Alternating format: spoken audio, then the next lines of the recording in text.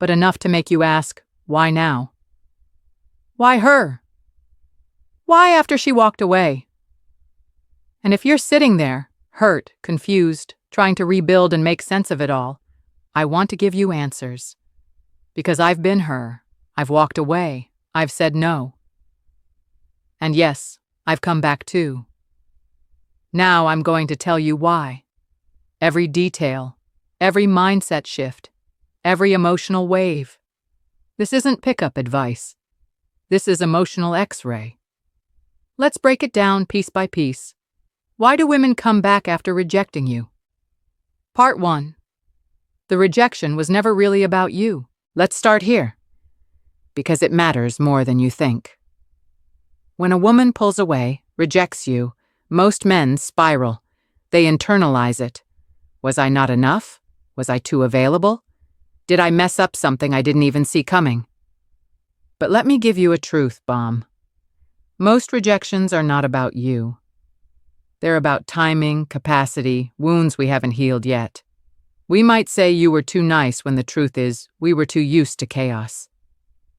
We might say we're not ready for something serious when the reality is we're terrified of being seen.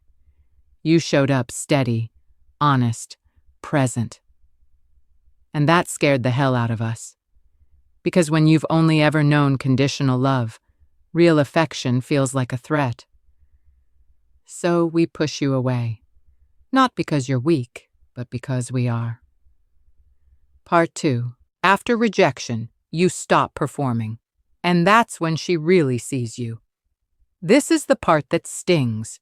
When you were chasing, you were everywhere texting, complimenting, initiating, trying to prove your worth.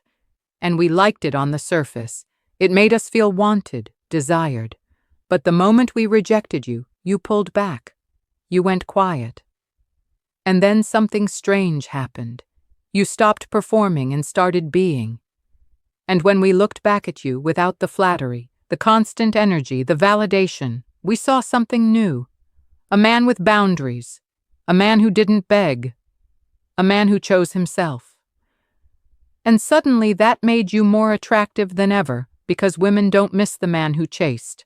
We miss the man who walked away with dignity. Part 3. We don't expect you to heal without us. Let me be honest with you. When we reject a man, we assume he'll fall apart a little. We expect him to linger, to wonder, to keep the door open just in case.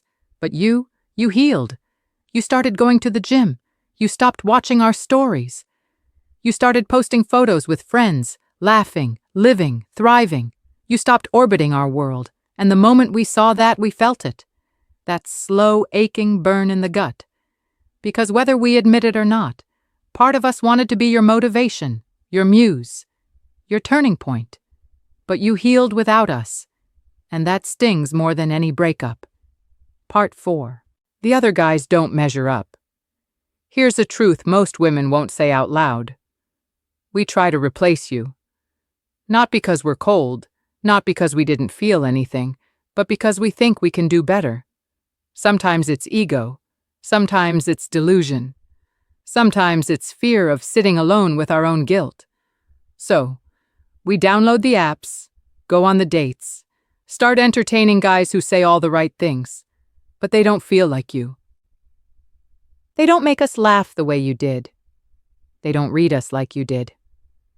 They don't bring that calm masculine energy we didn't know we needed until it was gone. And slowly, we stop comparing them to you and start comparing you to them. That's when the shift happens. We don't come back because we're bored. We come back because we realized you were the standard, and we didn't even see it until we lowered it. Part 5.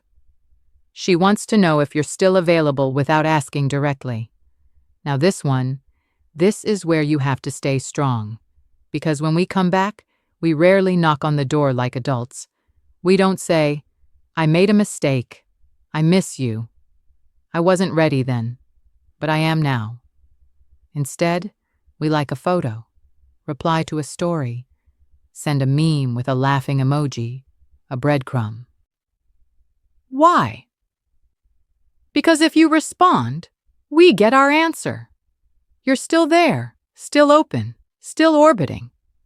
But if you ignore us, if you stay silent, if you hold your ground, that's when it hits hard. Because the moment we realize we lost access to you, that's when we feel the weight of the rejection we handed out. Part 6. Time reveals what emotion couldn't. Let me tell you something about hindsight. It doesn't whisper. It screams. Time doesn't just pass, it clarifies. We see you differently now because we've lived without you. We've dealt with dry conversations, surface-level attention, guys who say they want us but can't handle depth.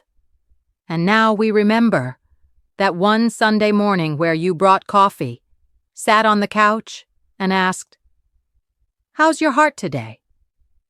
That small moment haunts us, because now we're dealing with men who only ask what we're wearing, not what we're feeling. And you weren't flashy. You were safe. And we're just now learning how rare that really is. Part 7. She's hoping you haven't changed too much, but fears you have.